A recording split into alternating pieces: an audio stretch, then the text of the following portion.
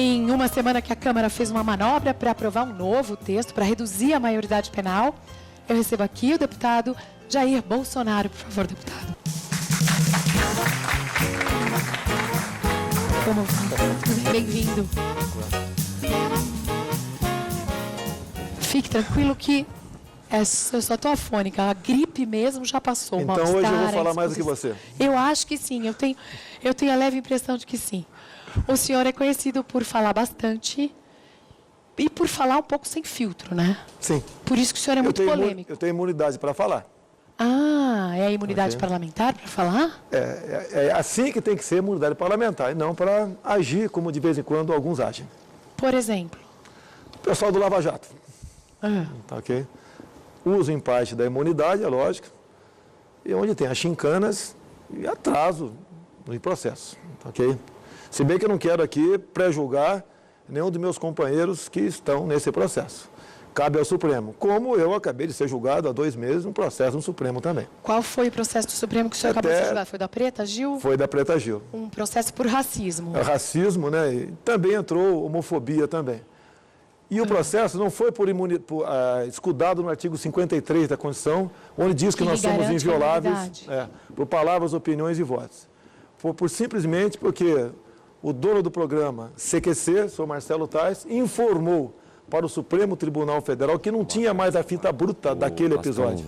Ou seja, ele simplesmente, eu dei uma entrevista com o laptop e ele inverteu as respostas, com má fé. Se ele tivesse entregado a fita bruta, estaria fazendo prova contra ele. Então, meu processo... O senhor disse que houve uma confusão, então. O que aconteceu? Eu vou explicar. Para quem não assistiu o que você aqueceu, não participou dessa polêmica, a Preta Gil fez uma pergunta, o que o senhor diria se um dos seus filhos se casasse com uma mulher negra? E o senhor entendeu o contrário? Não. Isso que foi o ar. A pergunta foi gay, e eu dei aquela resposta. Sim. O Marcelo Taz pegou a resposta que eu dei para a pergunta gay e botou a pergunta negra da Preta Gil. Então, a minha pena seria 8 anos de cadeia. Só má fé. E essa pergunta foi ao ar 40 dias depois. Não foi ao vivo aqui. Então, peraí. Tudo bem se um dos seus filhos se casasse com uma negra? Sem problema nenhum. A minha esposa, o meu sogro... O senhor não é racista. O meu sogro mora na Ceilândia, motorista de ônibus aposentado, e é conhecido como Paulo Negão. Preciso falar mais alguma coisa? E mais ainda, tem uma filha que vai ser cotista. É justo isso? Então, minha briga é na questão de negro, não tem problema nenhum. Eu sou contra cotas. Na questão de gay, a minha briga é contra o material escolar para criancinhas a partir de 6 anos de idade. Então, esses grupos... O senhor não é homofóbico? Mas eu nunca tive problema com... O problema com gay apareceu em novembro de 2010. Quando eu descobri um material escolar que seria distribuído para criancinhas a partir de 5, 6 anos de idade, com filmes de meninas se beijando.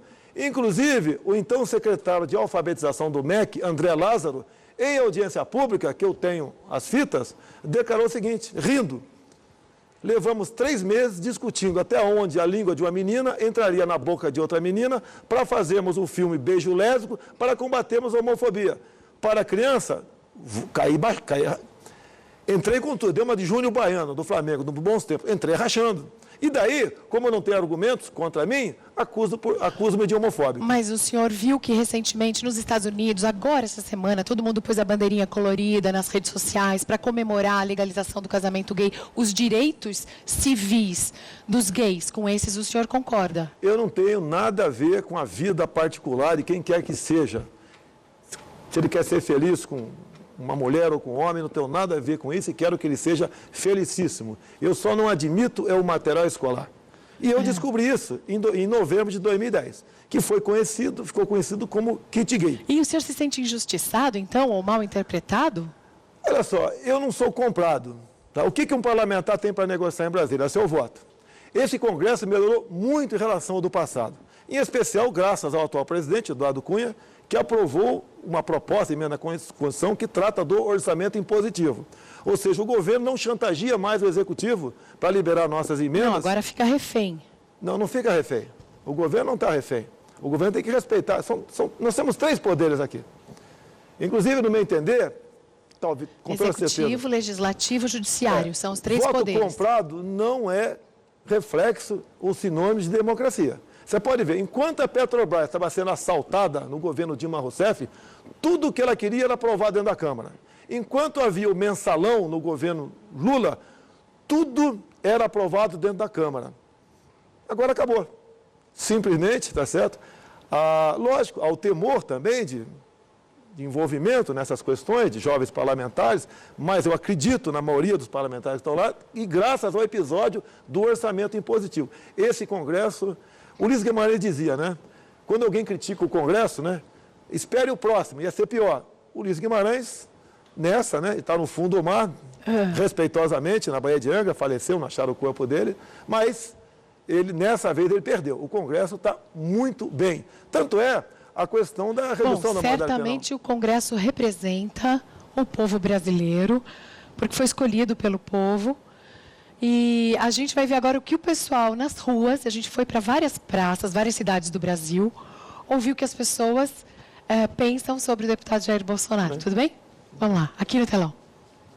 Conheço, sei da trajetória dele, que ele é um ex-deputado do DEM, né, que é um partido que veio do Arena, que é um partido que veio da época do golpe militar, né? Então a gente, assim, por exemplo, a gente sempre comenta que ele é um filho da ditadura militar, né? O que eu dizia para ele é que realmente ele continuasse lutando para justamente as pessoas que cometem crime, sendo menor de idade a partir de 16 anos, tivesse a mesma condição da criminalidade como um adulto, porque ele já tem condições de responder sobre seus atos. Dessas pessoas mais polêmicas que a gente escuta falar hoje no Brasil, é uma das pessoas, assim, para mim, que está no top, assim, da ignorância.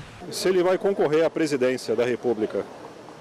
Você votaria nele? Votaria, com certeza. E essa também é a pergunta que a gente recebeu pelo Twitter do César Santana, do Álvaro César, do Daniel Rocha, da Márcia Bezerra, se o senhor vai ser candidato em 2018. Posso começar com a primeira da menina? Pode. O senhor é filhote da ditadura? Eu não vim da Arena, né? Eu vim do Partido Democrata Cristão. Tive uma rápida passagem pelo PFL, né? Vamos lá, ditadura militar. Primeiro, se perguntar para a garotada, né? Quem assumiu dia 1º de abril de 64 a presidente da República, já que houve um golpe 31 de março? Ou não sabe responder, vão falar Castelo Branco. Está errado. Quem assumiu, quem caçou o João Goulart foi o Congresso Nacional no dia 2 de abril de 64. Porque todo mundo queria sair do João Goulart. Que nós estávamos numa situação de sermos comunizados. Eram as mulheres nas ruas fazendo passeatas, a Igreja Católica, todo o Brasil pregando e orando e pedindo para Deus para que os militares assumissem. Era toda a imprensa, exceto o jornal Última Hora, que era o jornal Chapa Branca do João Goulart naquele momento, eram os empresários e os ruralistas. E o Congresso Nacional, no dia 2 de abril de 64, caçou o João Goulart. E esse mesmo Congresso, no dia 9 de abril de 64, elegeu o Castelo Branco. E olha só, e o Castelo Branco assumiu dia 15 de abril de 64. Nesse intervalo, foi o presidente da Câmara, Ranieri Mazzilli, que foi o presidente. Então vamos começar falando a verdade, que nós podemos discutir o que foi o período militar. Qualquer governo tem coisa errada. Até a nossa família tem, por que não vai ter num período de 20 anos? Agora, que época maravilhosa. Você podia ir para a rua com segurança. A tua família era respeitada. O policial era policial. Tá ok? O Brasil passou da 49ª para a 8ª economia do mundo. O médico fez 15 hidrelétricas. Mas muitas pessoas sumiram, desapareceram, foram torturadas, foram mortas. Sim. Vamos lá? Quer começar por onde? Em 66 começou a luta armada no Brasil. Bomba no aeroporto de Guararapes. Ação popular. Várias pessoas conhecidas, jovem, pertencia a isso daí. Começou lá. Por exemplo, onde eles treinavam? Treinavam em Cuba. A dinheiro vinha da onde para a luta armada? Da Coreia do Norte. Fidel Castro estava preocupado com a democracia no nosso país? Queria impor uma democracia, que a ditadura estava violenta? A época do paredão lá? Esse pessoal sempre mentiu. Eles sempre se vitimizaram.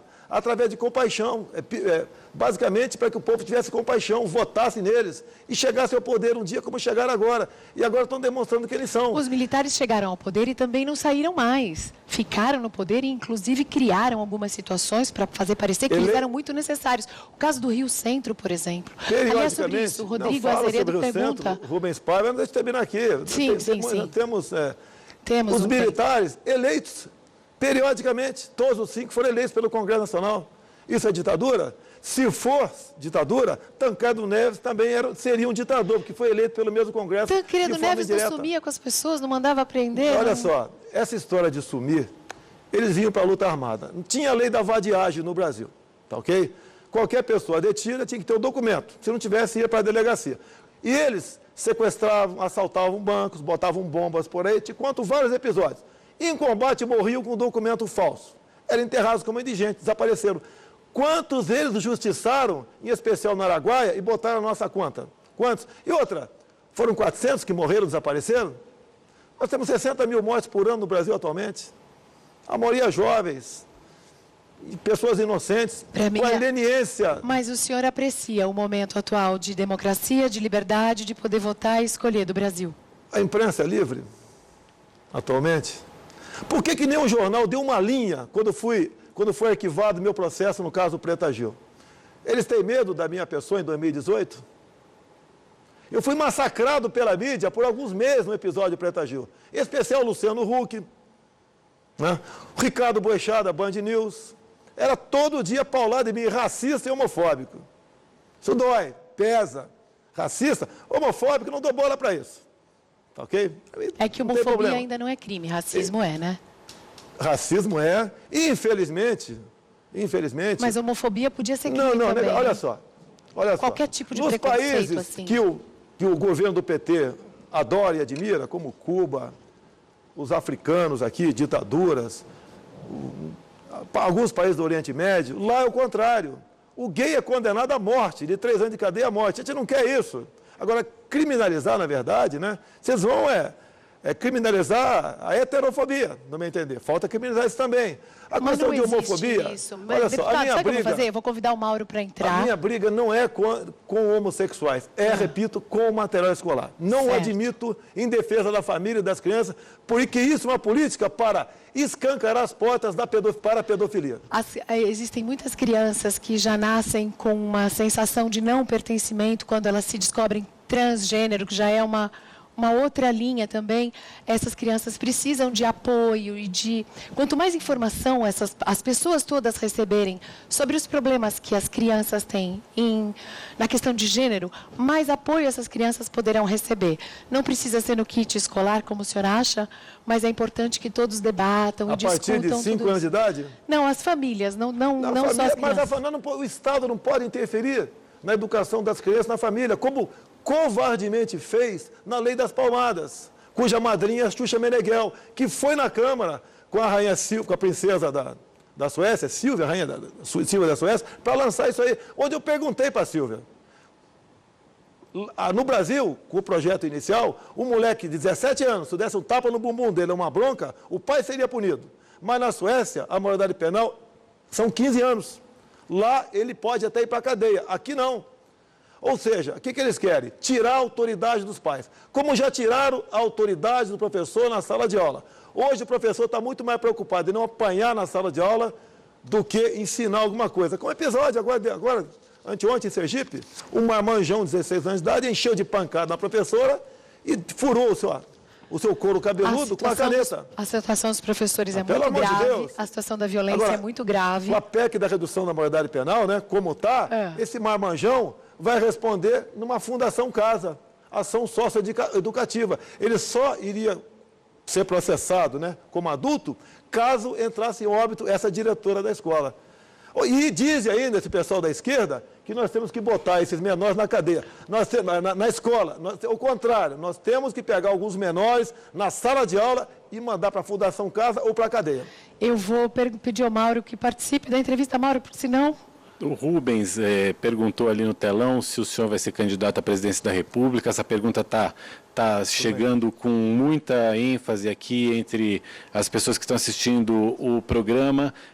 Por exemplo, a Márcia Bezerra pergunta, inclusive, sobre o Partido Militar Brasileiro, que o senhor estaria se empenhando em criar ou colaborando com isso. Quantas assinaturas precisa, em que pé que isso está? Eu estou colaborando com o PMB apenas, tá ok? Não pretendo ir para lá.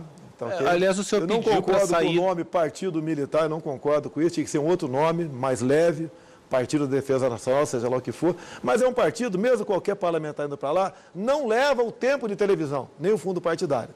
Você não tem como fazer uma campanha, até para deputado federal aqui em São Paulo ou no Rio de Janeiro, sem televisão. É quase impossível um partido sem TV conseguir eleger alguém. O que eu pretendo, em 2018, é estar num partido onde, entre nós filiados...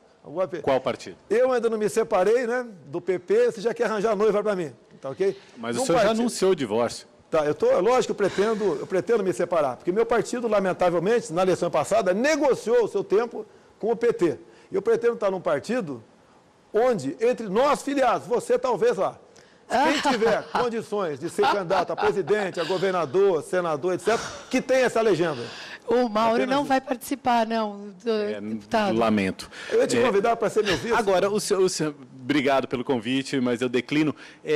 Agora, o senhor está aí concorrendo e pensando numa candidatura, o senhor está na sua 7ª legislatura como deputado federal, e tudo isso com voto, tudo isso dentro do jogo democrático.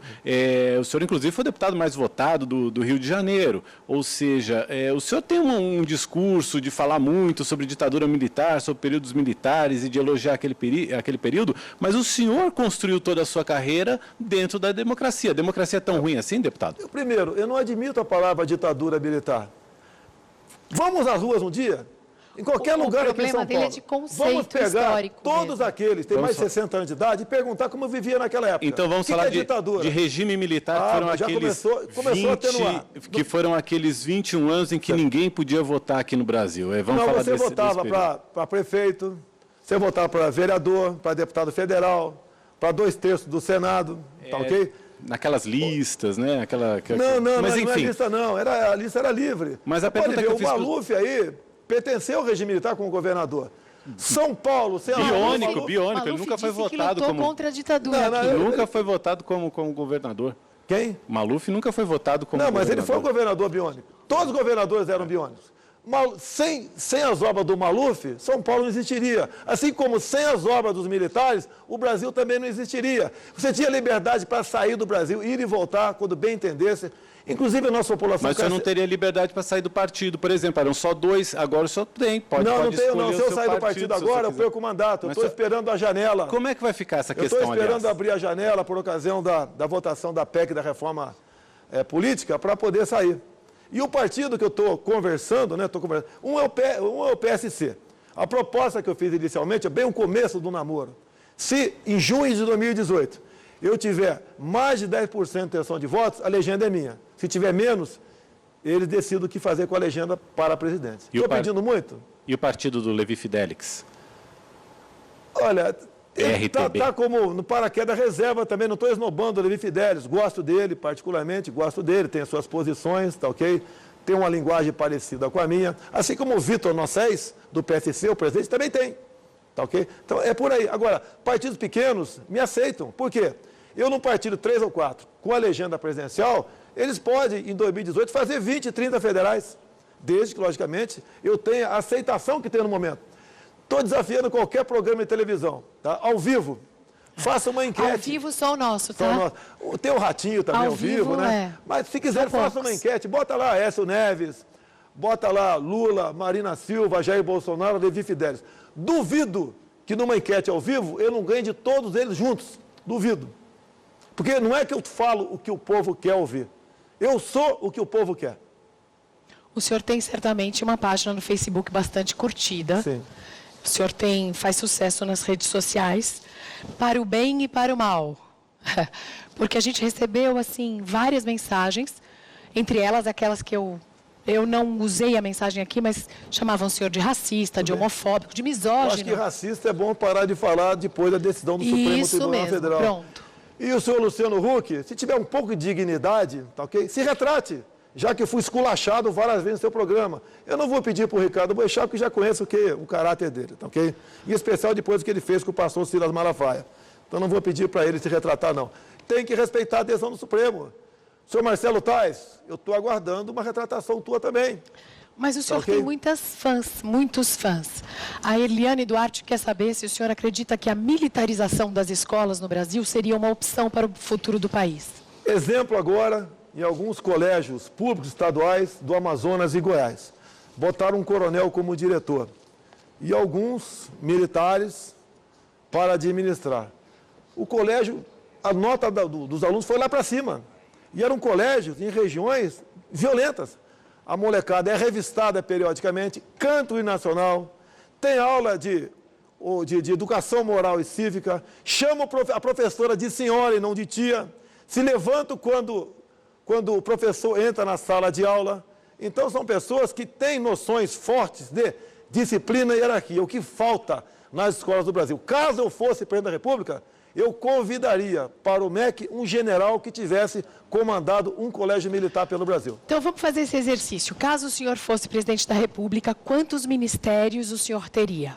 Não seria o 38, pode ter certeza. Metade disso é o suficiente. Tem ministério que você bota num só. Igualdade racial, o da mulher, tá? Direitos humanos, que é um lixo, a Secretaria de Direitos Humanos, um lixo, só defende bandidagem. Tá? O que estão fazendo campanha agora, trabalhando contra a redução da moralidade penal, sabe por quê? São bilhões por ano do orçamento para ONGs, para tratar de menores. Ou seja, se eles tratassem efetivamente de menores, sairiam dessas instituições e eles não teriam mais como ganhar dinheiro. Então, eles estimulam a violência da molecada contra nós, porque a fonte de renda para essas ONGs é exatamente a violência. E grande parte do dinheiro vem do governo federal. E o apelo que eu faço àqueles que têm dinheiro costumam doar para essas casas. Não doem, vocês estão ajudando a aumentar a violência contra vocês mesmos. Nós temos mais perguntas da população em todo o Brasil para o senhor.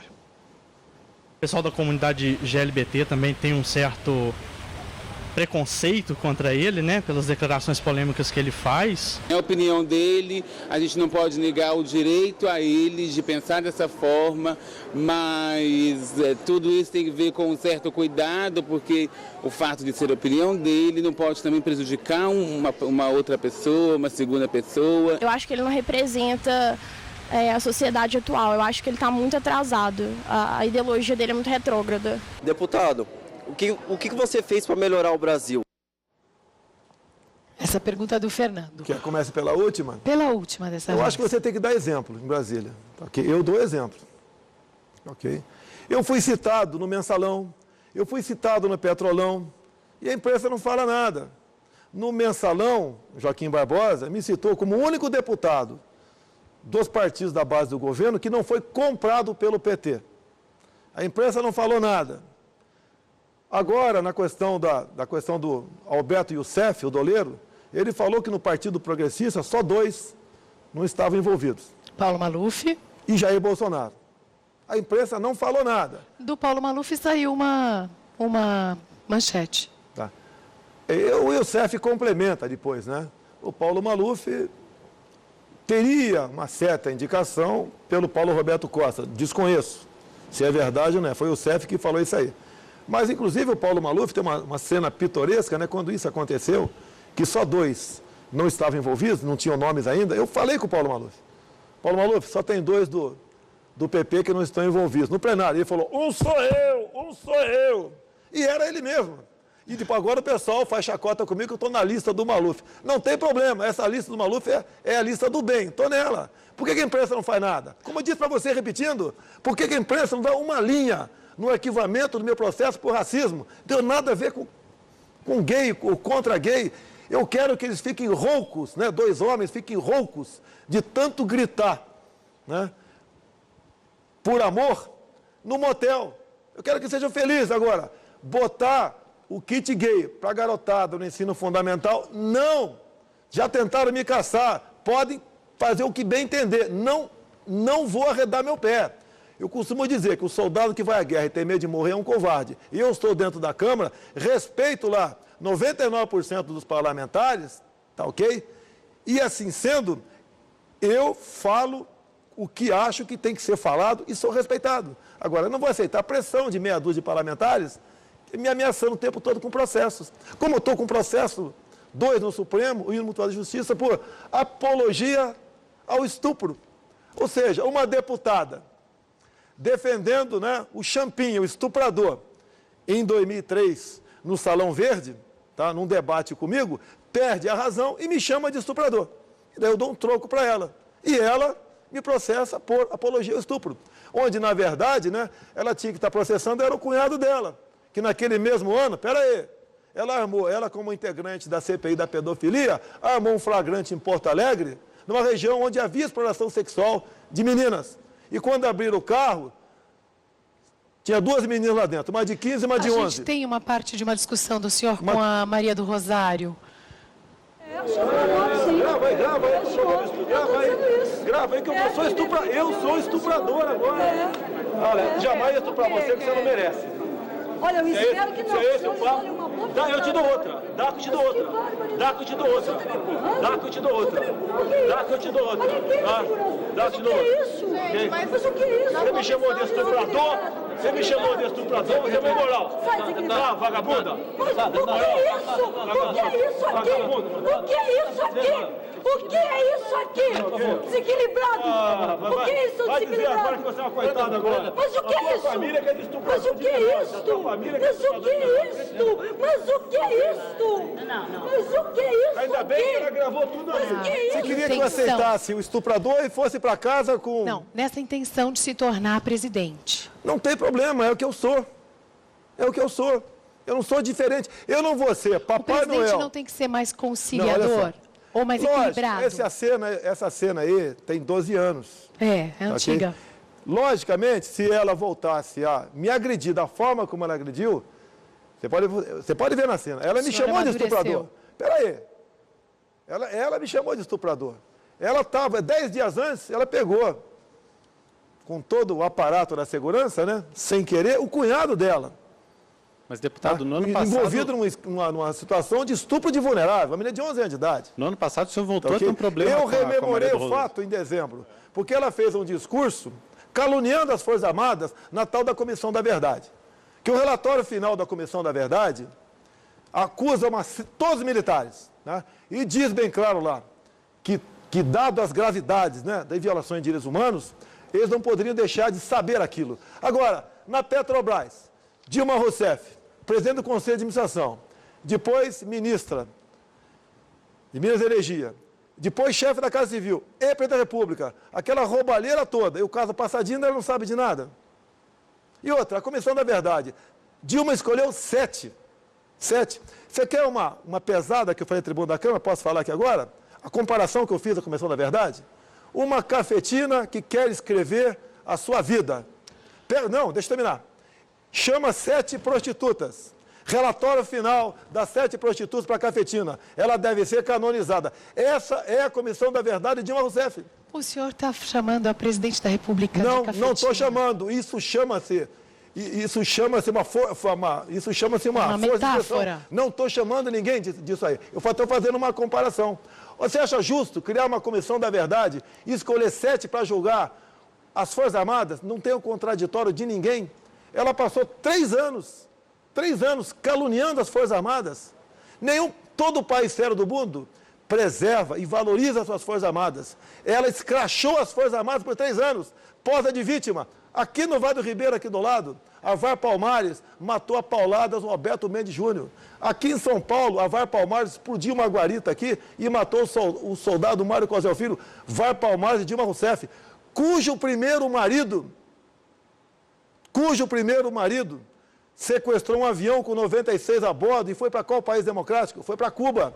Cujo segundo marido, Carlos Araújo, disse claramente no programa de televisão que passou a lua de mel com Dilma Rousseff, entre outras coisas, roubando caminhões de carga na Baixada Fluminense. O primeiro marido dela, o Cláudio Galeno, em seu apartamento com Dilma Rousseff, com um grupo terrorista chamado Colina, preparou a execução de um capitão boliviano que fazia escola de comando Estado-Maior do Exército do Rio de Janeiro, porque esse capitão havia participado da morte do Che Guevara. Eles erraram e acabaram executando o major alemão. Por que essa verdade não veio à tona? Cadê a comissão da verdade? Você, como jornalista, pode ir ao Superior Tribunal Militar e pegar o processo de qualquer um, menos da Dilma Rousseff, naquele que ela foi condenada a 3 anos de cadeia. A Folha de São Paulo tentou pegar esse processo em 2010, não conseguiu. Porque o Lula ameaçou o STM de extingui-lo via proposta de emenda à Constituição e o presidente guardou em armário. E hoje eu duvido que esse processo... Então, o presidente do STM é público. Todos os processos são públicos, menos o dela. Então vamos contar a verdade. E outra, a Dilma Rousseff não respeita a lei da anistia. O senhor é a favor do impeachment da presidente Dilma Rousseff? Acha que ele pode sair? Eu representei Dilma Rousseff, né, junto à presidente da Câmara, com processo de impeachment. Sim. Mas o senhor acredita que ele pode ser eu espero, uma realidade? Eduardo Cunha praticamente arquivou todos os processos. O meu ainda não. E eu me baseio no artigo 75 da Constituição. Ou seja, incorre em crime de responsabilidade o presidente que interfira no trabalho do Legislativo. Ou seja, enquanto a Petrobras estava sendo assaltada, tudo que interessava para Dilma Rousseff estava sendo aprovado. Curiosamente, depois do Lava Jato, nada quase que interessa para ela é aprovado lá dentro. Pois é, mas envolve também seus colegas, né? Olha, cada um responde pelos seus atos. Eu não estou acusando ninguém de nada lá dentro. O meu partido, a maioria, estão respondendo processo no Supremo Tribunal Federal. Eu não acuso ninguém de nada. Mauro. Deputado, se o senhor for mesmo candidato à presidência, o senhor vai ter que prestar contas da sua atuação como parlamentar. O senhor comemorou agora, pela primeira vez, uma emenda constitucional nesses 25 anos de atuação como parlamentar. Além disso, eu encontrei também, em 1996, um projeto de lei que falava sobre isenção de IPI, sobre bens de informática. Além desses dois, o senhor poderia nos dar alguns outros exemplos de projetos seus que foram aprovados? Eu tenho vários projetos que eu procuro parlamentares e dou para eles apresentar. Porque se eu apresentar, não anda. Eu sou visado. Quando agora... O senhor acha que o senhor é perseguido? Acho não.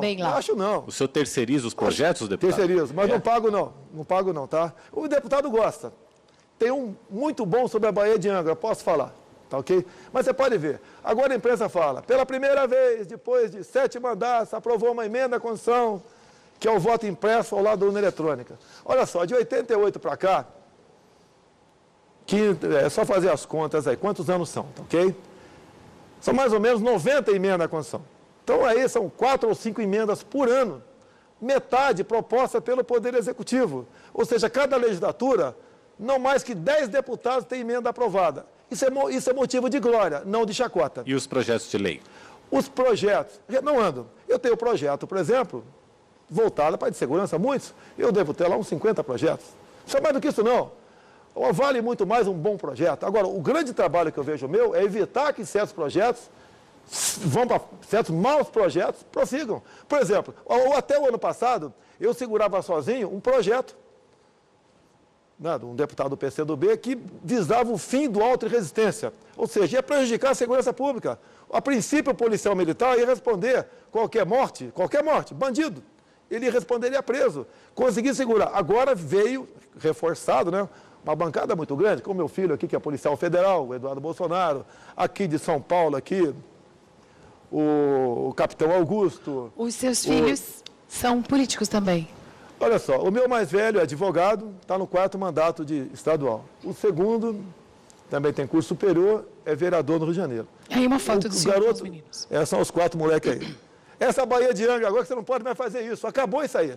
Você não pode mais para a Baía de Angra, por quê? Está toda ela demarcada como estação ecológica de Tamoios. Isso na mão de espanhóis faturariam bilhões de dólares por ano com turismo. E não venham falar que eu estou falando isso, porque respondo por uma pesca amadora na Baía de Angra, não fale isso, porque eu comecei a ser julgado a semana passada por 5 ministros. Já está 3-0 pelo arquivamento do meu processo. Sabe por quê? O dia que eu fui autuado, tinha metido o dedinho no painel da Câmara. Eu não peguei testemunho de ninguém. Num espaço de 4h15, é impossível sair da Baía de Angra, pegar um carro 200 quilômetros até o porto, até o aeroporto, Rio de Janeiro, pegar um avião 1h30 e chegar na Câmara e botar o dedo em 4h15. Então é impossível. Eu não estava na Baía de Angra naquele dia, naquela hora. Começa por aí. E tem muitas outras irregularidades. O cara que me autuou num barco, tá tá ok? É a secretária do Meio Ambiente da prefeita Maria Raba, do PT de Angra dos Reis. Quer que eu continue? Tá bom parar por aí. Tem uma pergunta da plateia para o senhor. O Ricardo vai lá fazer a pergunta. Oi, Mariana, boa noite. Como é o seu nome? Tainara. Tainara é de onde? Goiânia. E aí, qual é a sua pergunta? Boa noite, Mariana. Boa noite, deputado. Quero perguntar qual a opinião do senhor a respeito da redução da maioridade penal. Primeiro, né, não devemos desagradar gregos e goianos. Né? Tá ok? A minha opinião, eu tenho, de deputado com mandato, a proposta mais antiga é minha, a PEC 301. 16 anos. A minha ideia era passar para 14, mas você não ia ter sucesso. Então, eu sou radicalmente favorável à redução pura, ou seja, qualquer crime. O ser humano só respeita o que ele teme. Esses menorzões aí, como não teme nada, não respeita ninguém. Estupro, sequestro, matam, tocam fogo, furam um ciclista lá no Rio de Janeiro, barbarizam. O lugar deles é na cadeia. E aqueles que falam que tem que botar na escola, tivemos um bom exemplo agora em Sergipe, onde um marmanjão de 16 anos, não gostando da diretora, por um motivo de... Ele estaria sendo investigado por ter soltado uma bomba dentro da escola, foi para cima dela, encheu-lhe de pancada e furou a sua cabeça com a caneta. Chegou toda ensanguentada. Caso aprovada essa PEC, esse marmanjão não vai para a cadeia também, a não ser que a diretora entre em óbito. Ou seja, o que está sendo aprovado agora em Brasília, que pese algum avanço, só vale se tiver um corpo, um cadáver. Se não tiver, ele pode continuar fazendo a besteira dele à vontade. Eu tenho mais uma dúvida das pessoas que estão assistindo à entrevista e estão vendo que tem algumas coisas anotadas na sua mão. Eu preciso ver o que o deputado escreveu na mão. Não entendi nada, mas vamos mostrar aqui. O senhor escreve na mão assim desde sempre? Assim. Não, de vez em quando eu escrevo. E na época da escola fazia cola na mão? Na Academia Militar das Agulhas Negras, a cola é o desligamento. Se okay? Pegar, né? Mas isso, desse tamanho a cola? Você quer que eu fale? O que isso quer dizer? É sobre o 31 de março, sobre o editorial de Roberto Marinho, no dia 7 de outubro de 1984. Participamos da Revolução de 64, identificados com os anseios nacionais de preservação das instituições democráticas, ameaçados por greves generalizadas, distúrbios sociais e corrupção generalizada.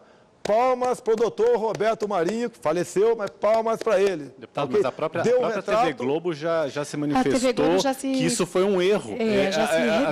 Já reviu a sua posição histórica. Para você, né? Qual é a grande fonte de receita de grande parte da mídia? É o poder público. Ok? SECOM, Orçamento da União. Tá ok? Você pode ver, acabaram com a propaganda do tabaco na imprensa, tá ok?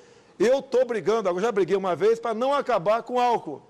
Alguns vão falar, deputado, mas se acabar com o álcool também, a grande mídia só vai ter uma fonte de renda. O governo federal do PT.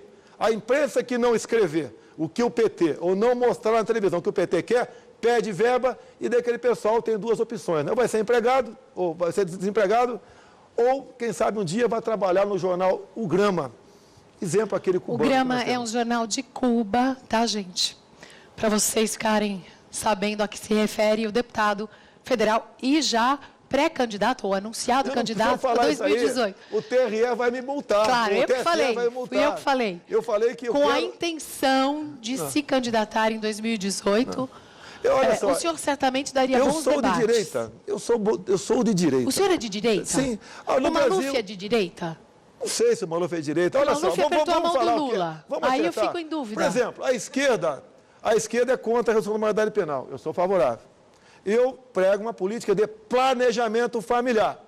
O Brasil não pode continuar crescendo 2,5 milhões de habitantes por ano. Não aguentamos isso. É igual um barco. Se você encher de gente, ele vai para o fundo. A questão do Bolsa Família, você tem que buscar uma porta de saída. O ano passado foram 27 bilhões de reais com o Bolsa Família. O total foram 120 bilhões com projetos assistencialistas do PT. O país não suporta tudo isso. Meninas entre 10 e 19 anos são responsáveis por 20% dos partos no Brasil. Dizem que o Brasil precisa, né, de creches, é isso? Creches. Né? Quer dizer, o primeiro responsável pela criança tem que ser o pai e a mãe. E, por último, talvez, lá na ponta, no final, o Estado. Mas o senhor acha o quê? Porque no lugar da creche, uma laqueadura? Olha só. Vou chegar no final. Crianças de 0 a 3 anos são 3 milhões, tá ok? Você precisa de, cada sala, 20 crianças. São 150 mil salas. No mínimo, 4 profissionais por sala. 600 mil profissionais. R$4.000 de salário para cada um, contando encargos trabalhistas. 2 bilhões e 400 por mês. Multiplica por 13, dá 25, quase 27 bilhões. Daí você bota lanche, merenda, né? Uniforme, energia elétrica, água, transporte, dá quase 40 bilhões por ano. Eu não estou defendendo o governo. Esse é um dos problemas. Não é melhor você investir em planejamento família? Não é controle da natalidade. Planejamento. Se a mulher ou o homem quiser fazer a laqueadura e vasectomia, que o faça. Agora, hoje em dia, o governo estimula, em especial, a mulher mais pobre e com menos cultura, a ter mais um filho. Porque tem um programa chamado Brasil Carinhoso. Cada criança mais R$70 por mês. Ou seja, é o grande exército de pessoas pobres que eu faço um paralelo com o que a esquerda queria no passado, impor a ditadura do proletariado. Então, esse grande exército de pessoas, daqui a pouco, vão estar com o cartão de Bolsa Família numa mão e título de eleitor na outra. Para votando em quem? No PT. Deputado, muito obrigada por sua participação aqui ao programa. Eu agradeço também a você. Não sai daqui a pouquinho a gente volta para mostrar uma banda bastante talentosa. E eu vou tomar um copinho d'água para ver se melhora a minha voz. Obrigada.